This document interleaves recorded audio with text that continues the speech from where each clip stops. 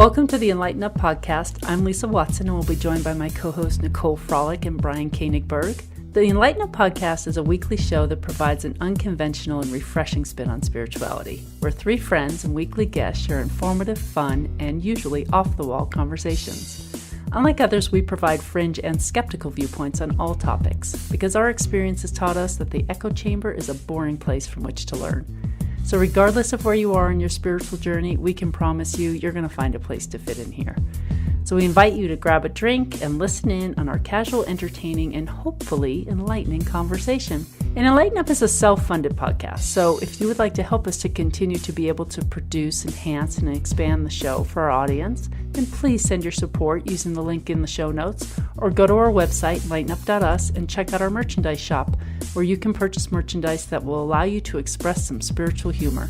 You may also show your support by leaving us a review on iTunes and following us on Facebook, Instagram, Twitter, and YouTube. Thank you all so much for listening and supporting us, and now let's jump right into the episode. Hi everyone, welcome back to enLIGHTenUP. I am here with Lisa, and we are without our beloved Brian today. He is not able to join us, but we are planning on making this an all-girls show because we are joined today by Nancy Byrne, the author of Choices, which is a cutting-edge book that brings empowering choices back to your life. In this book, Nancy helps readers to transcend the limits of common thought, remember who they are, and choose to be that person again. She guides readers in listening to their inner guidance rather than the mindless chatter of everyone around them. And she has a deep respect for all life and is devoted to empowering others. Nancy, welcome to the show. How are you doing today? I'm doing great, and I'm delighted to be on this show. Well, we're delighted to have you here with us. Welcome. When did your book has it won an award? It was the best-selling book of the new releases when it came out. Oh, well, congratulations on that. What year did the book come out? It was in 2015, I believe. Oh, wow. That's great. And what inspired you to write that book, Choices? Because I love the title. You know, I didn't really write the book, I have to say. It was totally written by spirit. It was kind of like somebody was dictating to me. I just woke up one morning and I just heard this, and I don't know if it was didn't sound like it was in my physical ears. It kind of sounded like rushing water or something, but Spirit said that he wanted me to write a book. And I said, no one would want to read anything that I have to write about. And Spirit said, Nancy, your life's experiences could help many. There are so many out there that are all alone in the world, and they think they're the only ones going through this, and your book would really help them. So you need to write the book. And I got up and went outside and sat under my cottonwood tree. I had 2 Doberman at the time. I used to raise bees in Colorado, and I had 4 cats. And the book, I just wrote it in about 2.5 weeks, all except one chapter. And that's kind of, another story. But when I brought it in, my husband, Phil, was reading through it. He said, my God, this is really profound. You write a lot better than you speak. I was like, but it does have some anecdotes and examples of things I have gone through in life's experiences, because I think that our story is really all we have to share with each other. What's worked for us, what hasn't worked for us, and maybe somebody will get something from it. I don't really feel that we're here to tell people this one way is the only way, to enlightenment or to better yourself. It's just, we all have our own different flavor. Just like, I actually like vanilla ice cream, and everybody thinks it's crazy. Why would you go for vanilla when you can have death by chocolate and all this other stuff? But sometimes what works for one person may not work for another person. Some people may not like certain things that I like, or certain things that may work for me won't work for other people, because, we're all alike, and we're all connected. We're all a little bit different. Well, yes. Everyone's journey is very individual, and how we experience things is also very individual. What was the beginning of your journey with spirit like? Well, as a kid, I I was born into a very dysfunctional family. My dad physically and sexually abused me ever since I can remember, basically. So I guess I was kind of depressed. I don't, I didn't really know I was depressed because I thought everybody was that way. But one day he had gone into town. Well, he was an alcoholic too. So he went into town and had gone to the, bar. And I snuck out of the house and went over to the Catholic Church, which was just across the street from us, cat a corner. And I walked in, and it was totally dark except for 2 penance candles someone had lit on the altar. And so I walked up to the very front pew, and I knelt down, and I was just begging God to please, please let me die. And my rationale was that there are so many people that want to live, and, they die. And I wanted to die, and I was still alive. So why couldn't he let somebody else live that wanted to live, and please let me die? I just didn't want to live this way anymore. And I felt a hand on my shoulder, and I thought, oh, great, it's a Catholic priest. He's going to take me home and tell them that I was in the church, and they're going to know I snuck out, and I'm going to get beat up again. And I looked around, and there was no one there. And for some reason, being a kid, I thought maybe somebody was, I knelt down on the bench and looked behind me to see if anyone was there, and nobody was there. And when I turned around and looked back at the altar, it was just a glow. It was just, everyone talks about white light, but this was the most beautiful, soft, soothing, golden light. It like permeated my whole body. I felt so at peace, and I knew that I was loved by a force much greater than my mother or father, much greater than any human being. And I felt so ashamed that I had been given this wonderful gift of life, and I was throwing it back in Spirit's face because it was too hard. And I left the church and I ran back home. And it's not like, things changed dramatically. The beatings continued. Everything pretty much was the same, but I just knew that I was loved. And if Almighty God loves you, it doesn't matter if mere mortals love you or not. It was just... Wow. So I think that, is what just, I guess, gave me the hope and the courage and the determination to move on with my life. It sounds like that experience, like that glow, it was almost like you said, it permeated you and stayed within you as a gift to give you the strength to endure what you had to endure as a child. I guess so, because sometimes, my husband and I were talking. I was on another show one time, and it was about rape victims, and so many of these people feel hopeless and that they're all alone in the world, and that, while other people have been given good, happy lives, they were singled out to be miserable, and they've never had normal lives, and they're victims the rest of their lives. And it really bothered my heart to hear them say this, because if you think you're a victim, and for all intents and purposes you are a victim, people are going to treat you like a victim. You'll be re-victimized all the time. Mm-hmm. And I do think that we all need to reach out sometime and go to, maybe group support or see a therapist or do something. But the bottom line is, all you have is you and Spirit.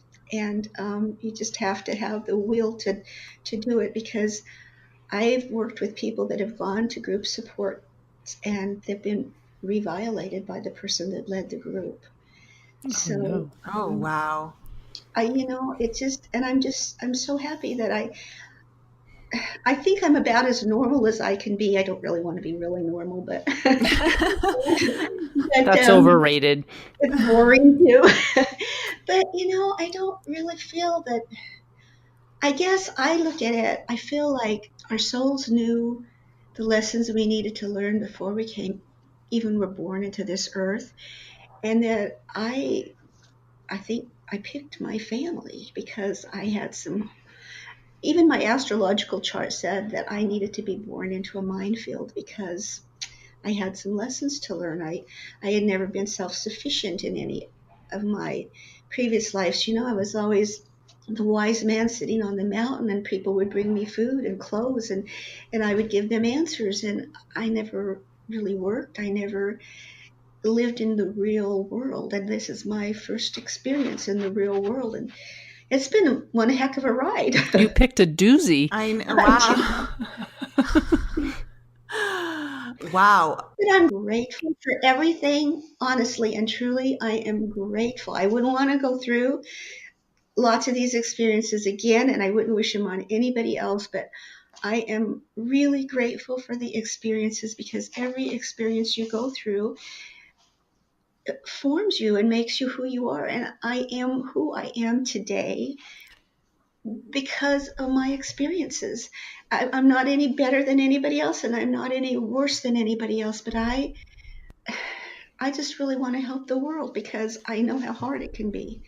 Well, I know that you, when I was visiting your website, that one of the things you help people do, which I think is a very common need amongst people who are waking up and becoming more tuned into these spiritual realms and their connection to spirit, is how to communicate with spirit and hear spirit and allow basically spirit to be your guidance and not all of the outside influences, which I think becomes an important lesson for many to learn along this path. I know it's one that I've been definitely learning over the last year. How do you assist people in that? Like, where do you start? I think the best advice that I can give anybody is just to get out of your way and just let the process happen. If you ask spirit to be there for you, it's going to happen. And sometimes I am so impatient. I want everything yesterday. And I want it to be exactly the way I want it to be. I want it to play out exactly the way I think it should happen because it's my life. Obviously, I know the best way. Well, I don't. Spirit knows just a little bit more than I do. And I think that we have to just be open. And for me, I'm really mental. My mind just, I analyze, I overanalyze. So for me to be precognizant is crazy because all of a sudden you just know things. How could that possibly happen? It used to drive me crazy for a while. And I was wondering if I was making all this stuff up, but I'd give a reading and I was spot on. So it's kind of like when you have a best friend, you talk to that best friend, you tell them when you're up, you tell them when you're down, you call them about silly little things. Oh, I just thought of something. It doesn't make any sense, but I wanted to share it with you. Or what do you think about this? Or,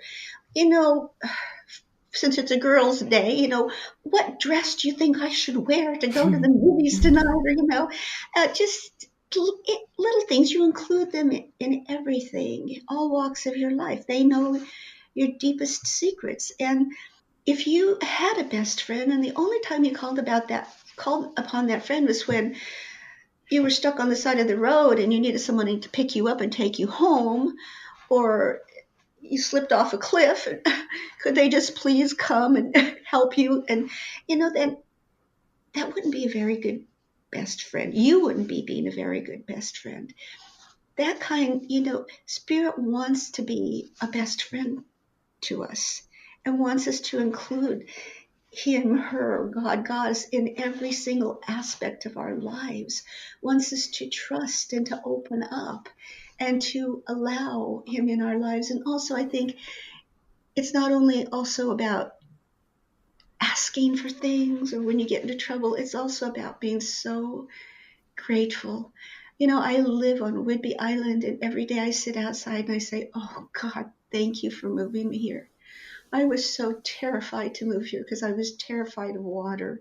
And I am so grateful that I overcame that fear and moved here. And I think you just have to let go, and trust. That's been my greatest lesson. And know that if you ask Spirit a question, you're going to get the answer. If you need help, ask and you shall receive. Honest and truly, it works.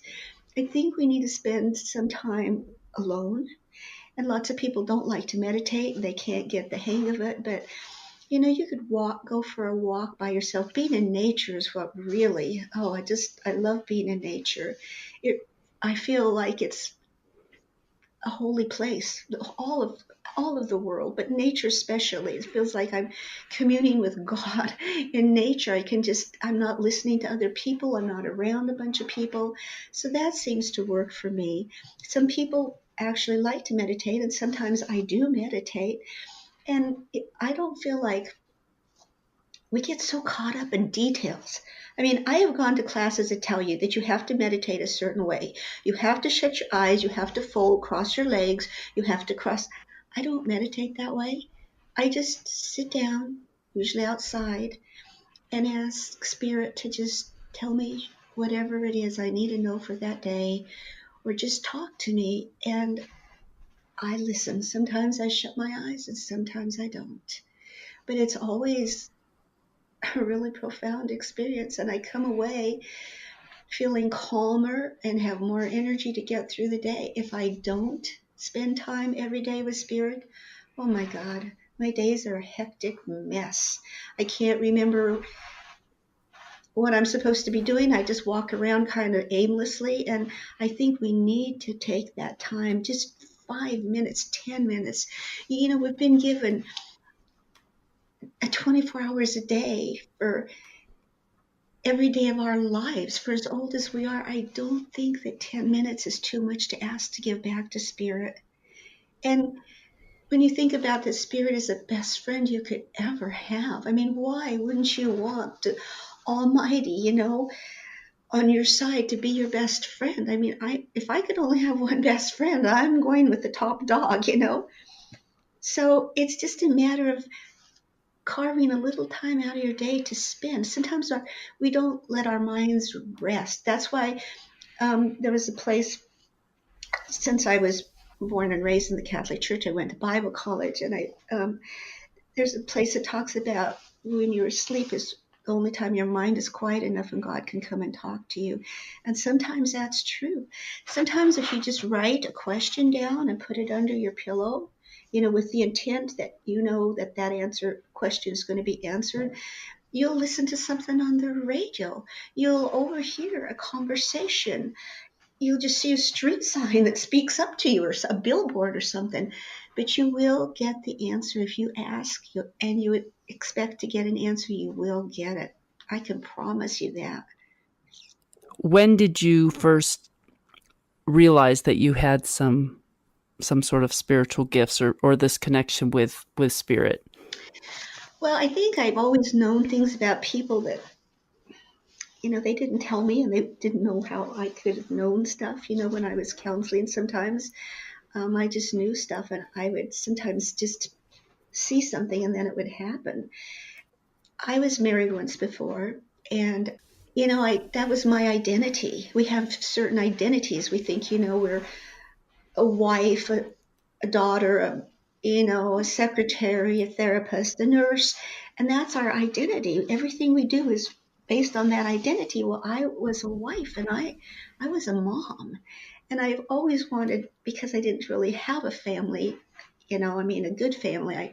A family has always been the most important thing in my life to me. And so my husband wasn't interested in really having a family and being married. He kind of wanted to go off on his Harley and,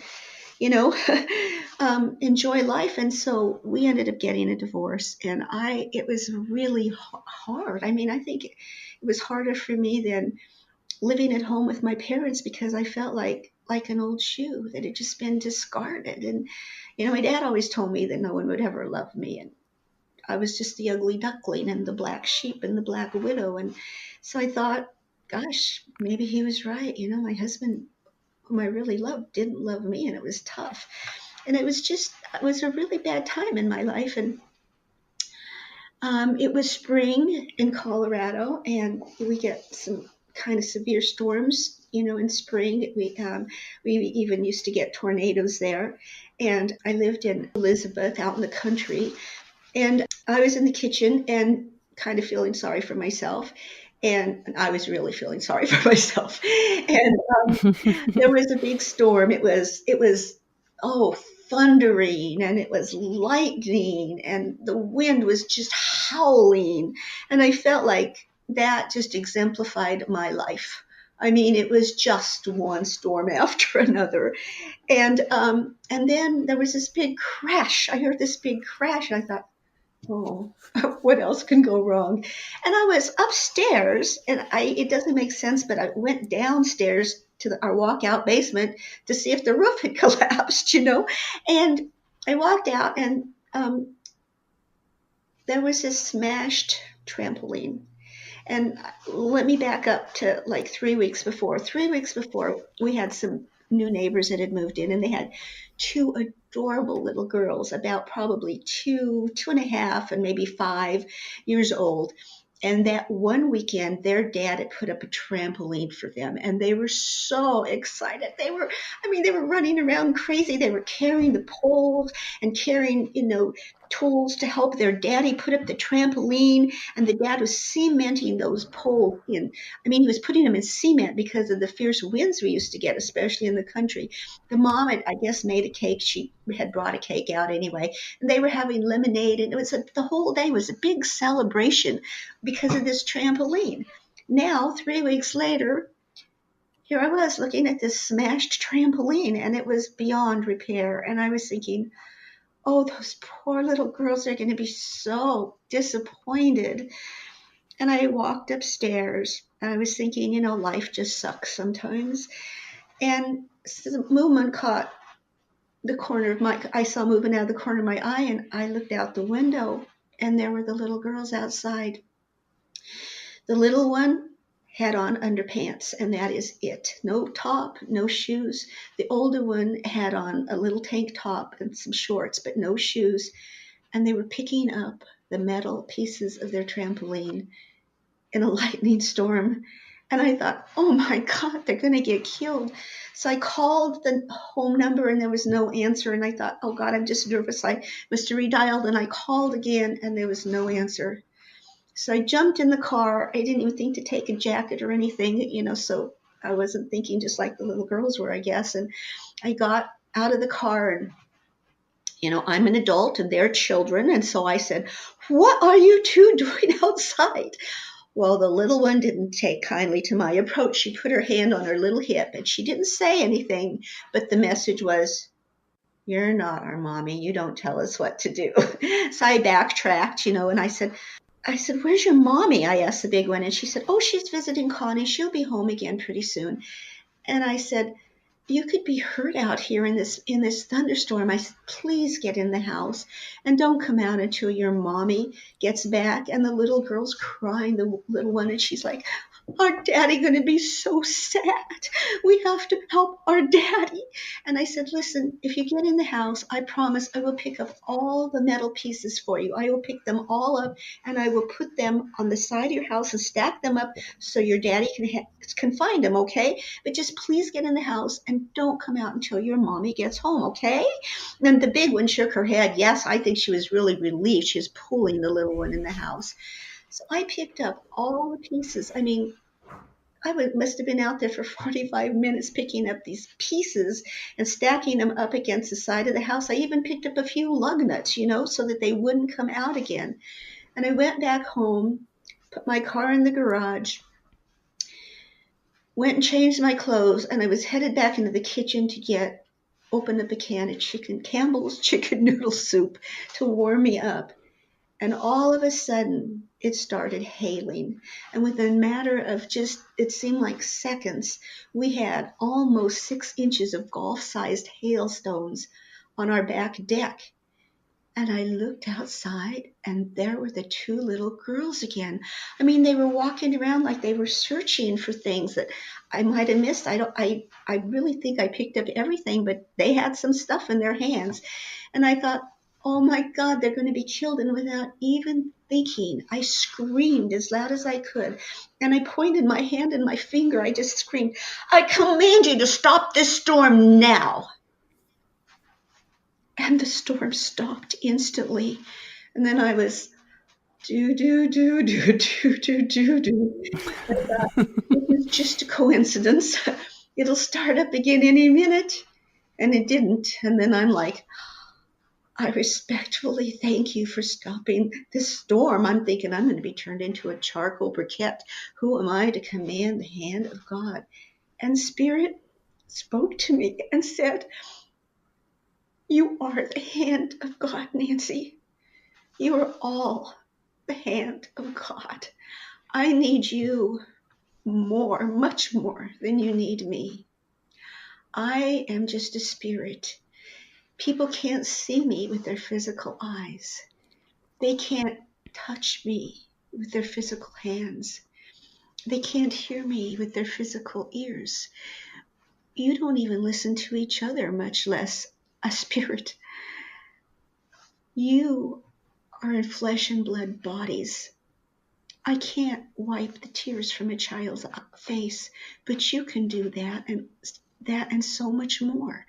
If I were to build an orphanage in the middle of the desert in one day, it would thought that it was an evil spirit or some sort of an evil being, and it would be torn down. But if a human being in a flesh and blood body are to build the same orphanage, it would stand. You're all here. I need you to help each other kind of walk each other home. And I just felt, God, what an honor that my life was worth something. No matter what, I had a purpose. And we all have a purpose. We all are needed. We're ambassadors of God. We're vessels of God. We say that Spirit lives within us. Obviously, if Spirit lives within us, we are Spirit. When I was in Bible college, nobody talks about the verse that all these things that I do and more shall ye do. When Spirit was changing wine and the bread and the fishes and they were multiplying and everything, and his spoken word, by the spoken word, I have been told, I'm fascinated with the word abracadabra because it means I create as I speak. And I think that I believe that that's what we do. We really do create our own destinies. And I just wish that I could get people to understand that. If people could just absorb that in their soul, then I fulfilled my purpose, because we are miracles. We always are looking for that magic pill. We're looking for the miracle to come. We are the miracle. We are miracles. I mean, what other machine, works and works and works and works for 50, 60, 70, 80. I mean, people have lived to be 120. And sometimes we have problems and need a little help, but we don't have to wind our hearts. We don't have to, put a note to tell our lungs when to breathe and when to stop breathing. Our mind keeps working. We keep seeing. I mean, there's no engine on the face of the earth as amazing as our bodies. We are. So true. It's easy to take that for granted and forget that we're one of the wonders of the world. Exactly. If not the most wonderful. That's true. That's true.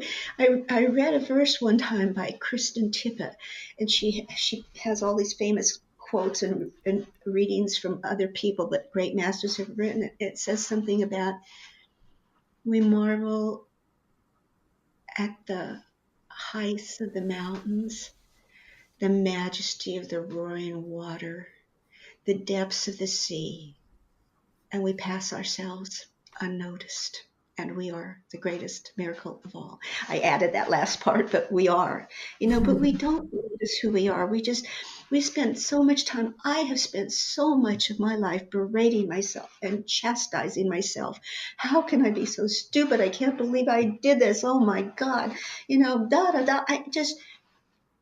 If we would spend as much time trying to empower and uplift and help other people and encouraging other people, on ourselves, we'd be happy campers because we are perfect. We're not.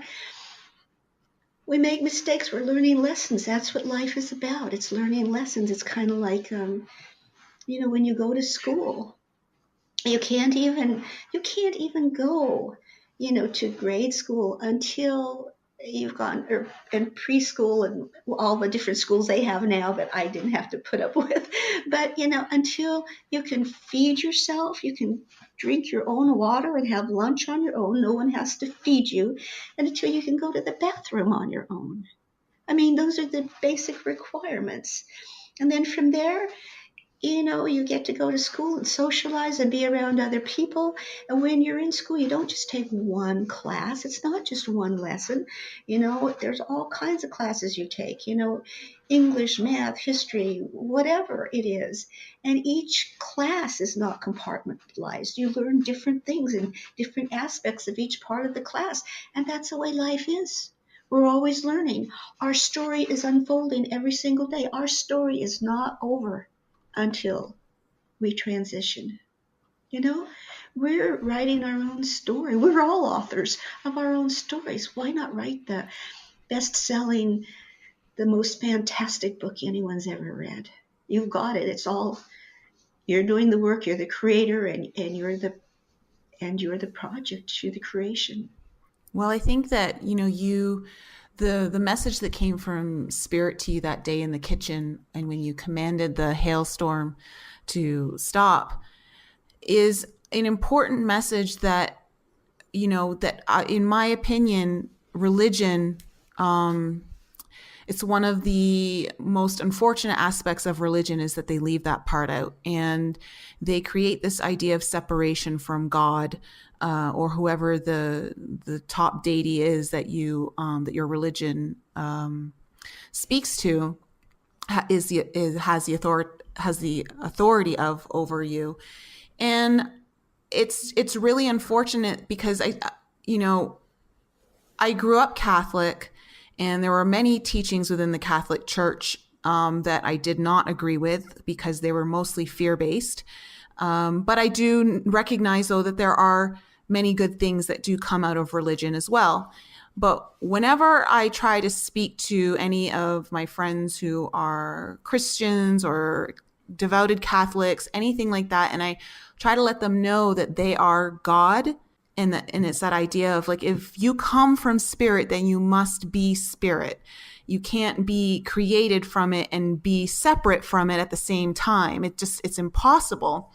And it's just so ingrained in the psyche from religion that that's not possible, and that you're somehow less than. And this idea of creating separation of ourselves, that we are less than, feeds exactly what you were trying to overcome of, who am I to tell a great story? Who am I that anyone would want to listen to? What good could possibly come out of me? This constant berating of ourselves, putting ourselves down. It's this idea of not being able to rise to the occasion and fulfill all of what, God's wishes, God's will, is because you are that. And I think that's one of the greatest lies told to us, to keep us suppressed and not connected to Creator, the very thing that we come from.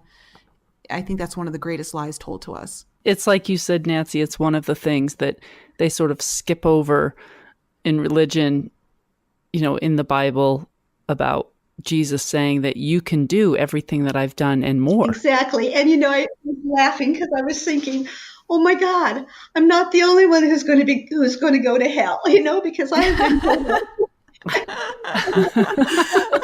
We're all going together. That was a big party, but I know. And that's sad.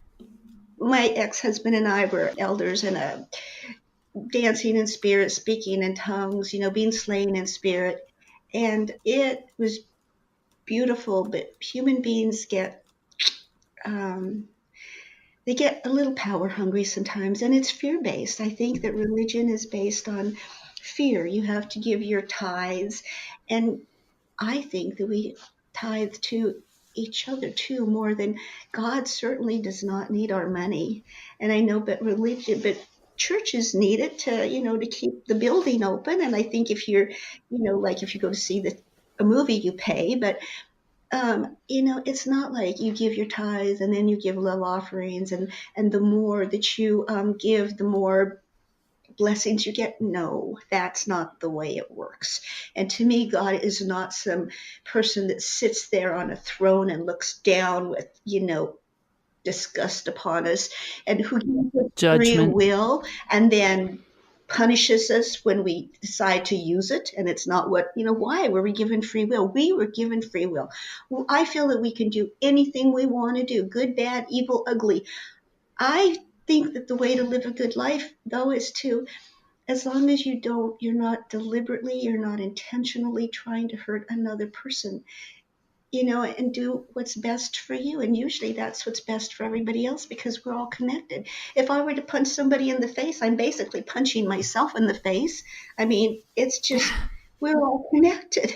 Yeah. And what we do to one, we do to another. And Spirit has really told us that. And Spirit doesn't, I really have been blessed, and people say that I've been given a lot of gifts, and I have, and I'm very, very grateful. But Spirit doesn't give gifts to an elite few. We are all given gifts. Spirit loves us all equally, all unconditionally. And I know when I was at the Louise Hay I Can Do It conference in Denver when my book came out, and I got to listen to all these authors, free of charge and everything, because my book was the #1 bestseller. So people would come up when I was autographing the book, and it was like, I was so grateful. People stood in line for over an hour to get copies of the book, and they ran out. But people would come up and they'd want to touch my hand, or, oh, you wrote a book. Oh, I could never write a book. I don't have the education. No one is better than anyone else. You don't have to have an education to write a book. I didn't even write the book. I could have written it in grade school if Spirit would have wanted me to write it. Spirit put the words into my, on the pages for me, basically.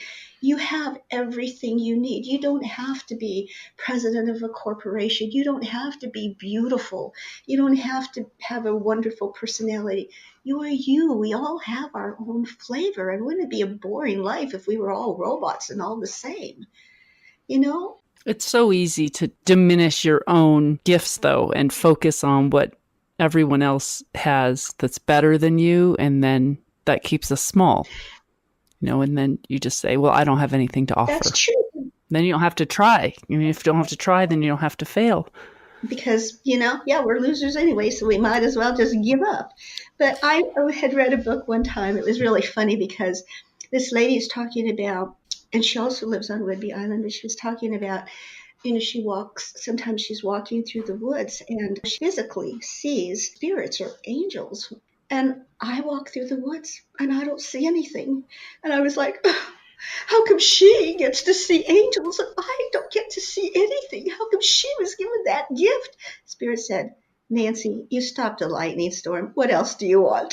I mean, we're not satisfied with what we have, and we're given miracles every day, and things happen every day, and it's like we have amnesia, we forget, and the next day it's like, we go back to square one.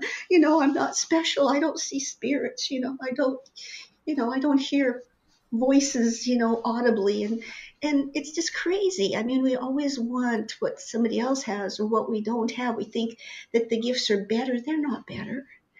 You're given exactly what you need, what works for you.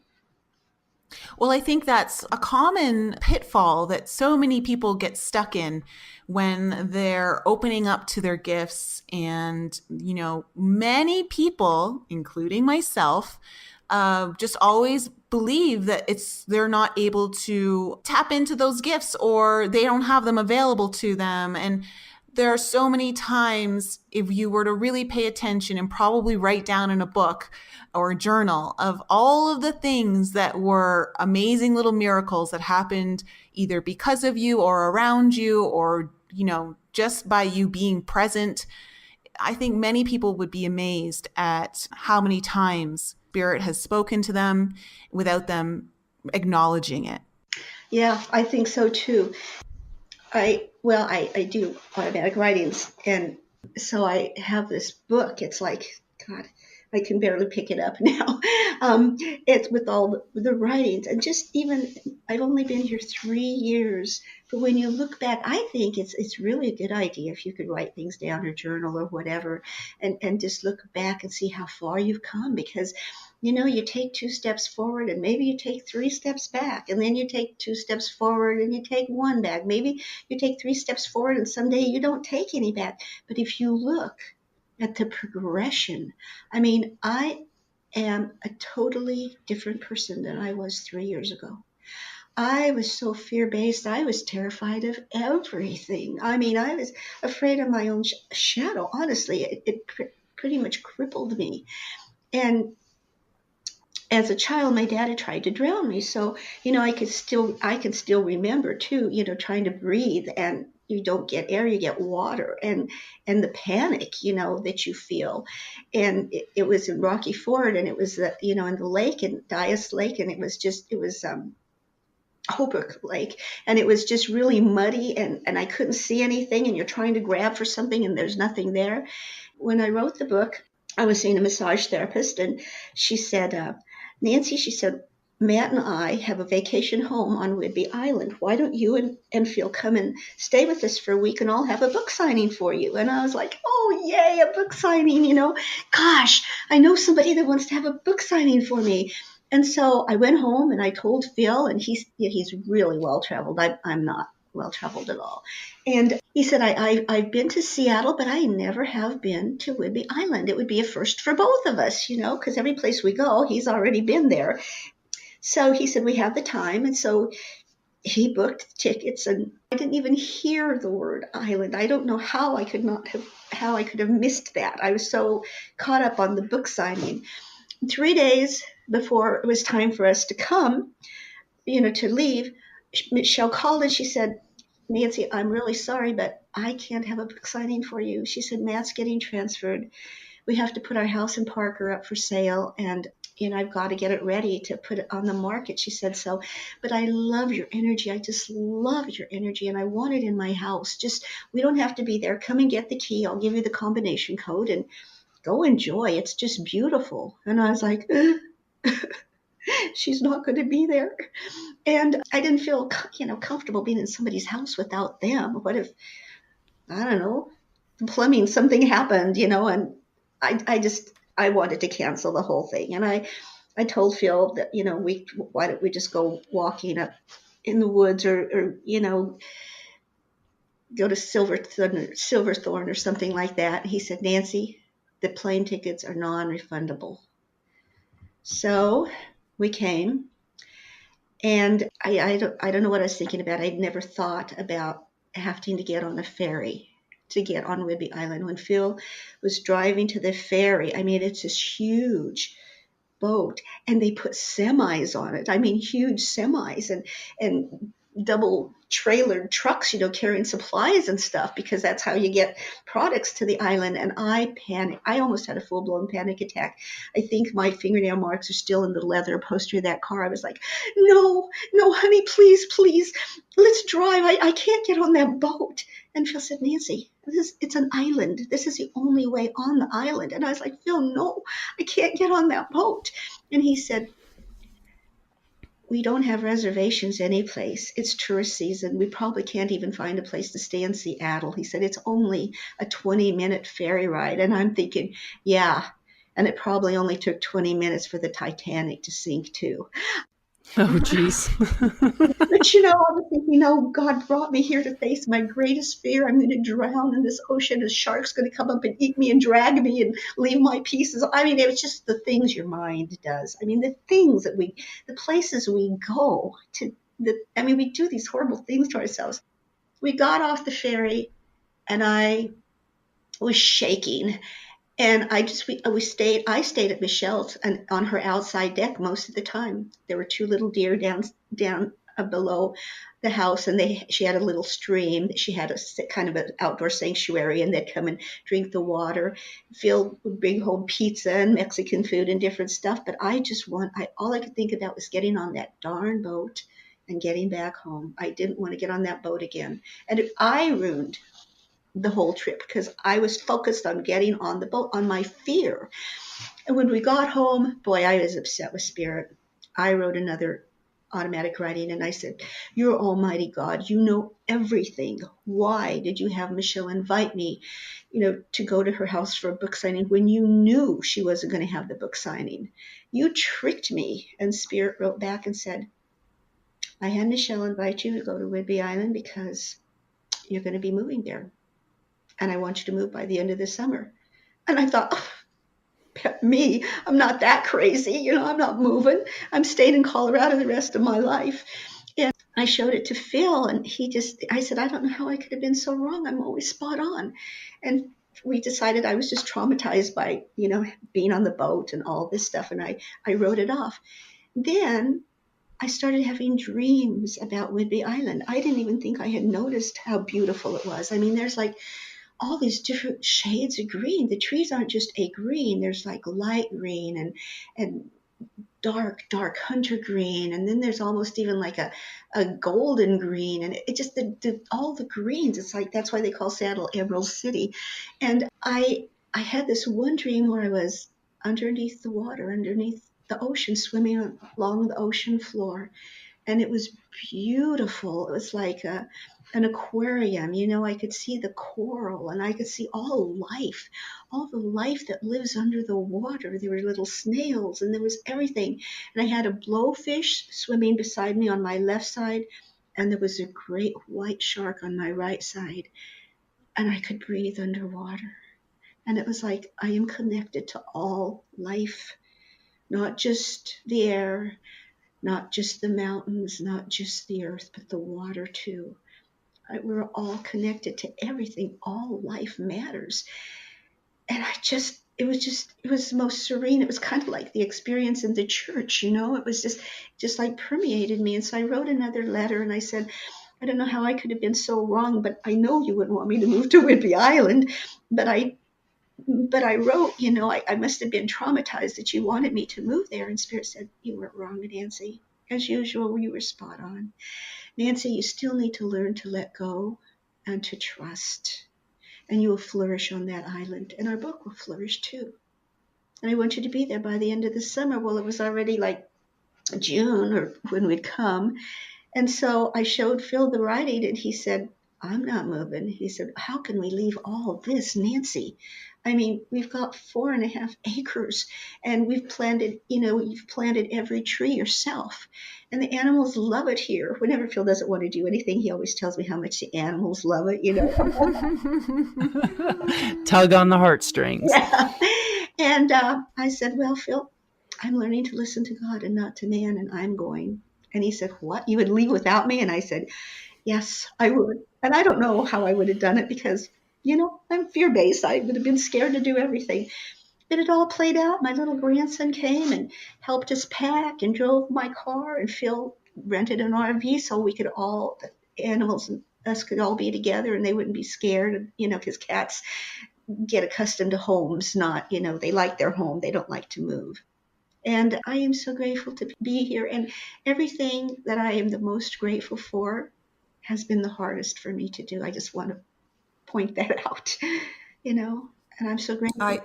You faced your fear. Well, that I think speaks more volumes than I think many people understand when they hear that. That when you face your biggest fears, you have the most gratitude and you feel the most. It's not even so much about the accomplishment, but there's definitely a level of empowerment that comes in, and then there's just so much joy on the other side of fear. There's so much joy there, and it's those challenges that we overcome that really mean the most. And there's definitely something to that I don't think many people fully understand until they experience it. Yeah, I think so too. I'm curious because that is a major fear for anyone to overcome, especially with the trauma of your father trying to drown you. Is your father still alive? No. And He crossed over, I think, about 4 years ago. and did you ever reconcile your relationship with him? No. No. My father was very, very, very bitter with me because my mom finally, after being married for 50 years, left him. And, she didn't have an education, and he didn't want to give her any of his Social Security or anything. And we were afraid he was going to kill her.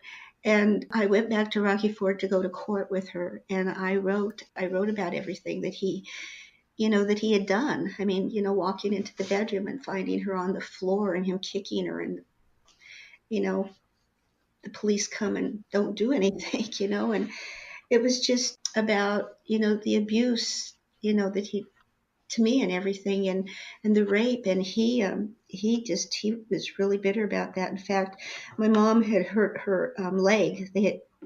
There was a bridge in Rocky Ford, and it collapsed. They hit a semi. It was a one-way bridge, and a semi. They were already on the bridge, and the semi came, and they hit, and the bridge collapsed. And so my mom always had a shorter leg, and she had this reclining chair that she needed. So after the divorce, I had the chief of police meet me at the house, and we just wanted to get that chair. And Dad was arguing about, there was a doily on the chair that Mom couldn't take. It was his doily, and so I gave it to him. And then they would spend all day arguing, so I grabbed the chair and was hauling it out of the house and trying to get it in the car. And Dad came up to me. He said, "You're sick, Nancy." He said, "You're a sick woman, the things you're saying." And I said, "Who's sicker, Dad?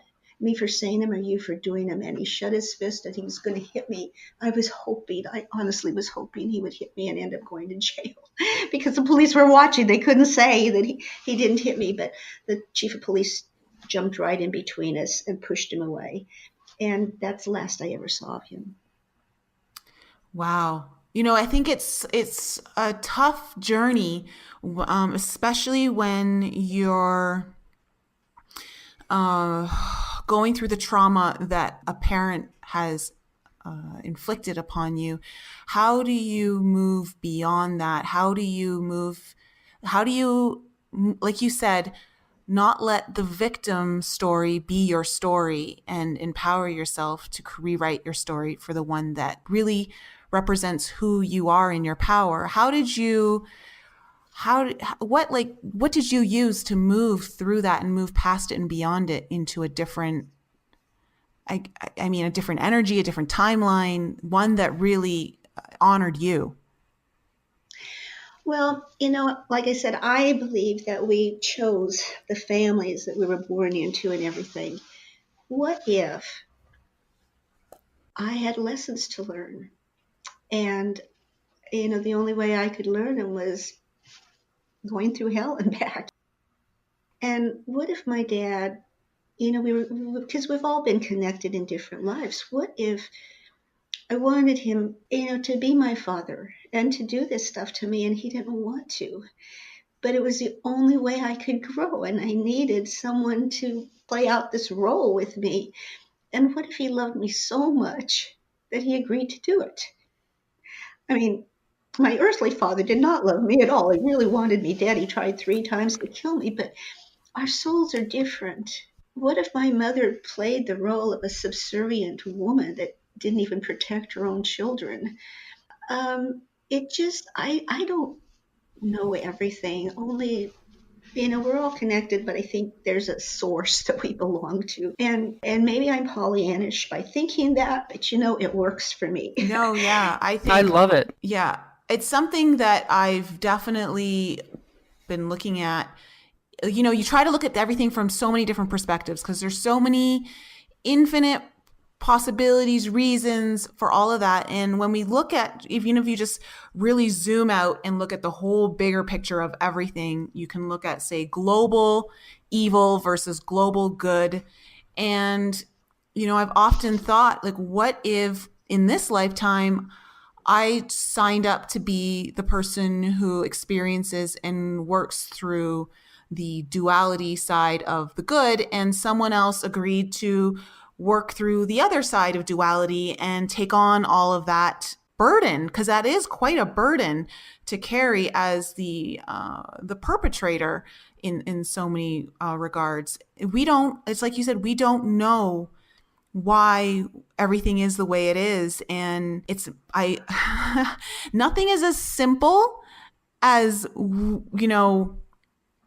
nothing is as simple as sometimes we look at things, and at the same time, they're not as complex either. It's just this, it's very interesting. I think I've been thinking lately that, this thought keeps running through my mind. I'm sure I saw it somewhere on some Instagram or Facebook or something, but that we're a spiritual being in a physical body. And I keep reminding myself of that. And it just goes hand in hand with what you said. It's like having this different perspective on your life. Like, I set this all up so I could have this experience. There's no one to blame. You can't blame your father or your mother or anybody. You chose these experiences to learn something. And I think if we allow ourselves to view it from that perspective, detach ourselves from the ego, wow, like there's so many gifts there for us to recognize when we're willing to shift our perspective. Yeah, I think so. And I believe that what we can't see actually is more real than what we can see. We look through our eyes like we've got blinders on. We're in this like certain dimension, and there's other dimensions out there. I mean, we believe we're the only true planet that has life. We believe we're the only true, we have to belong to the only true church. We have to belong to the greatest country in the world. Everybody else is inferior. Somehow we always have to be the best, for having inferiority complexes and not having a lot of confidence. We always want to be the best. And I think that there's so much more out there. I mean, you don't see electricity either, but you stick a key in a socket and you're going to feel electricity. There's so many things that we don't see with our physical eyes. We need to start looking more and more with our spiritual eyes. These bodies aren't going to be here forever, but we will be. We will always be. We're immortal. And we need to take care of our bodies while we're here too, because they're the vehicle that we use to walk and talk and communicate with each other. But we're not our bodies. I really believe that. I have to just say though, wow to you. What an incredibly strong woman you are. And I just want to give you kudos for, just taking the life that you've had and getting out of that victim role and being able to face your fears and look at things in a different way. It truly is incredible because, although you chose this role and all of that is all well and good, but at the same time, you are here in a physical body and you did experience those things as a child with amnesia and you came out ahead and a lot of people can't say that. So I just want to say great job. Thank you so much. But I also want to say that, I'm really just trying to tell my story and talk to people. I have relapses where I go visit that swamp. I just don't stay there as long anymore. I hear you. Right. So, I think that when somebody's down and out and everything, sometimes you just have to go back. And, when you come back and join your life now, it's like, oh, I'm glad I don't live there anymore. God, I'm so grateful. Sometimes we do have to be reminded of the things that we've had, because when you look at what you've got now, it is so much better, Absolutely. Yeah. And it's a journey. I experienced that myself as well. And, coming in and out of stuff, like Nicole and I joke sometimes when we're feeling just great and vibing really high. And I'm like, oh, I feel so great today. And that's what I'm going to focus on. I don't know how long this is going to last and it doesn't matter. We're just going to relish in this right now. And it's definitely a journey. And it's true that as you face those shadows and those fears and you become stronger, I'll call them like the episodes become shorter. Yeah.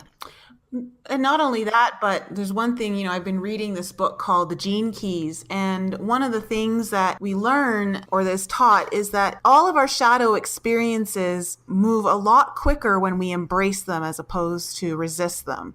And so when we're in these low moments where, you can call it the swamp, visiting the swamp or whatever it is, that if you realize that you're there for a reason to embrace it because there's more to learn, there's more to be uncovered, there's more to become aware of, that you can actually move through that a lot faster as opposed to wishing you weren't there anymore and back in a joyous state. The way to the joyous state is, like you said, getting through it, swimming through it. And I think that has actually helped me understand that when I'm in these like low frequency, lower vibe experiences that can sometimes become quite all-consuming if we allow it to, is that at least me personally, I try to embrace it and see why am I here, or what's the reason, or even just feel it and allow it to myself just to be there, just allow the experience to happen and knowing that it's all part of it. Lately, I've been asking myself too, like what I feel like I'm being shown a clue, when certain things sort of like maybe overwhelm me or trigger me. And I ask myself, oh, okay, this is another clue into another like shadow that I might have that I can work through. And it actually starts to almost get a little exciting, like, oh, what's being brought to the forefront for me now? Yeah, because you don't take it from the emotional perspective. You take it from the observer perspective, and that kind of creates it into a game. Step outside of yourself, look back, and, I've discovered some triggers recently about myself, and you can't discover them unless you're willing to detach from them a little bit and say, okay, these are the things that keep happening. And they're not happening to me, they're happening for me so that I can recognize something that I need to move through. It's all in perspective. Yeah. And I was on the show the other day and I was doing this thing on astrology, and there's this thing about Scorpios. It says that they're only sign that will like just break through the gates of hell. They tread where angels fear to tread. But everyone's, people are so afraid of dying and everything. And the people that are most afraid of dying are the people that have never lived. And it said that Scorpios, they have that ability to make friends with death and say, okay, now that I've cut through the BS, I know that my mortal body is not going to live forever. What would it benefit me to let go of and go on with my life from now and have a better life than I've been having? And, they just talk face to face with death and get the answers.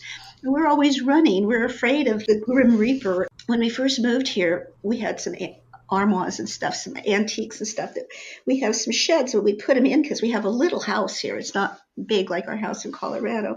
And lots of the stuff got messed up. So I have this armoire that has a lot of sentimental value to me, and I wanted to put it in. We have a guest cabin, put it in the cabin. And we didn't know anybody. We didn't know how we were going to get it in. We've heard there weren't a lot of services on the island. And so my husband brought it down, got the dolly and brought it down the stairs of the storage area and said if I could lift it and put it on his back, he thought he could carry it up the stairs into the cabin. Well, it's about 300 pounds. I couldn't lift it. So I got up on top and he lifted it onto my back and I carried it into the cabin. And so, I've always been really strong and I just do stuff like that, and capable. But so the next morning I woke up and I was paralyzed from the waist up. I mean, I literally could not move my hands, turn my head, my neck, anything. I was so scared. And I was having muscle spasms. And every time my muscle would spasm, which was like every few seconds, the pain was excruciating. So Phil took me to the hospital and I didn't know the trick. They ask you the level of pain, 1 to 10, you say 10 and they get you in first. Well, I always want to be strong. And I said 3. So I waited and waited and waited. So But I sat next to this little old lady, and she was talking to her son, and she was getting ready to go into hospice. She was in a wheelchair, and it was her last, she was on her way to die, and she wanted to share with her son. And he's looking at his watch, and he's not paying attention. He just keeps looking at his watch and looking out the window and looking at his watch.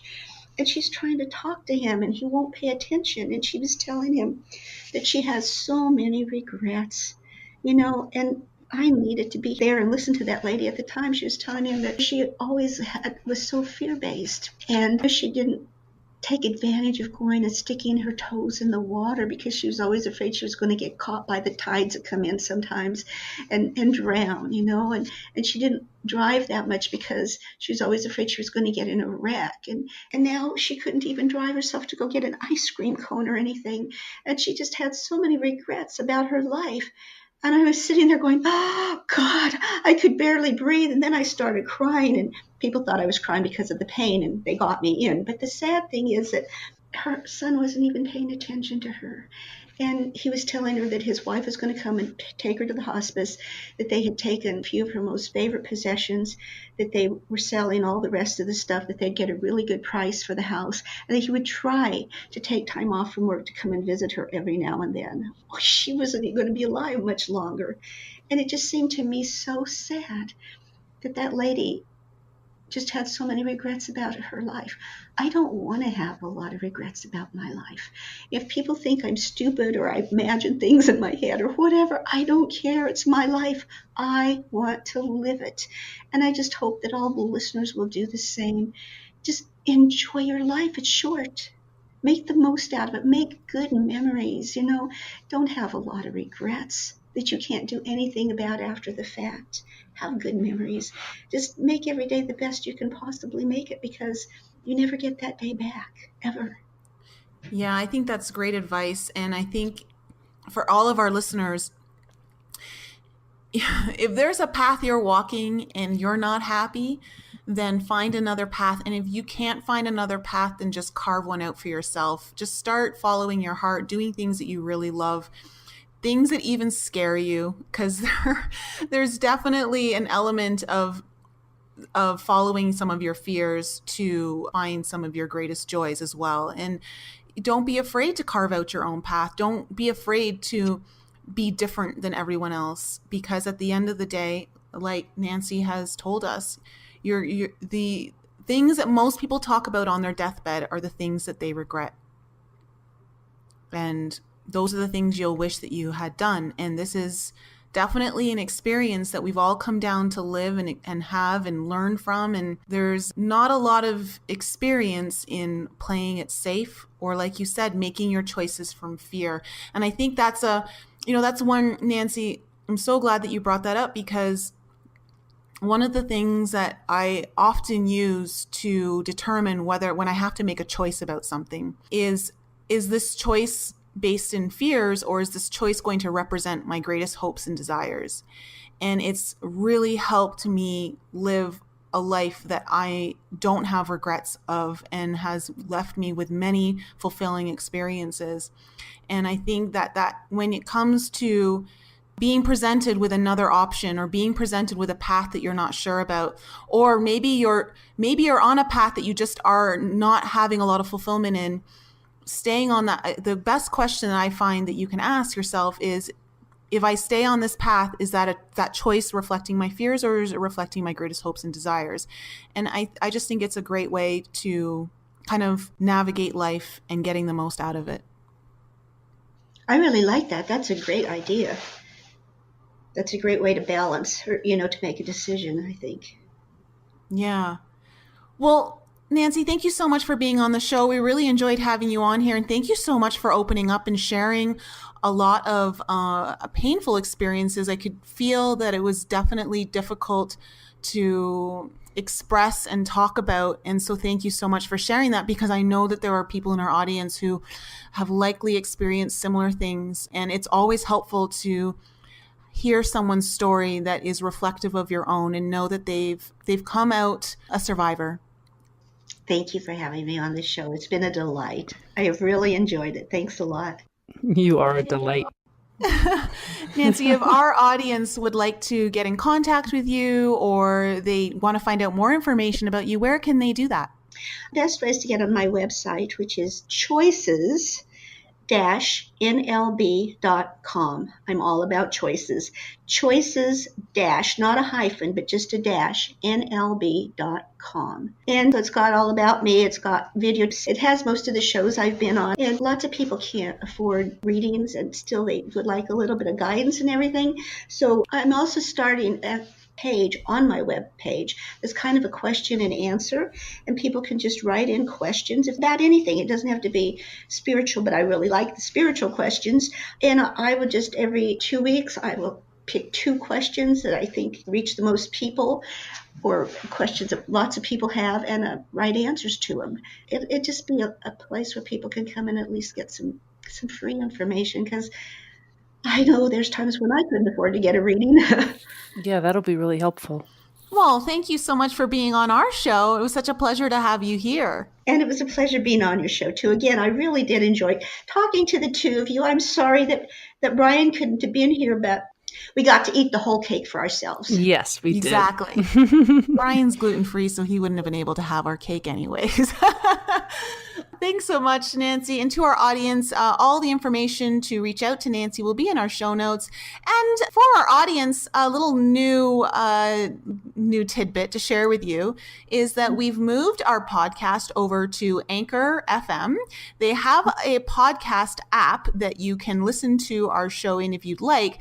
But even more importantly is that there is a button now that allows you to send us direct messages or even leave us a voicemail that we could play on the show if you have any questions or stories that you'd like to share with us and have them come on the air.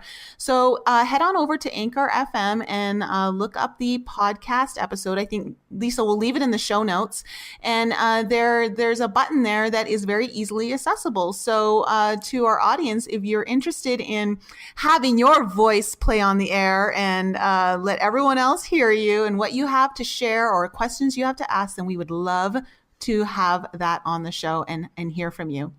Thanks again, everyone. We will be back with you again next week. Have lots of love and light and joy in your life. Talk to you all soon. Thank you all for joining our show. We appreciate you tuning in and supporting us. If any of you have any questions you would like answered on the show or any guests that you would like to hear on our show, please email that information to us at info@enlightenup.us or send us a voice message using the Anchor app. There's a super cool feature on there that allows you to send us a message or ask us a question with a touch of a button right from the app. And please continue to support us by following us on Facebook, Instagram, Twitter, and YouTube. And if you haven't checked out Nicole's channel on YouTube yet, head on over there for some more insight from her, or you can visit her website, inflexibleme.com, where you can book a personal coaching session or a tarot reading, watch some of her most informative videos, or you can sign up for her newsletter. And if you're interested in some light language healing, head to my YouTube channel, Lisa Loves Love, or send me an email to lisa@lisaloveslove.com to inquire about your own personal reading. Thank you again for joining us and supporting us, and we'll be back with you all next week.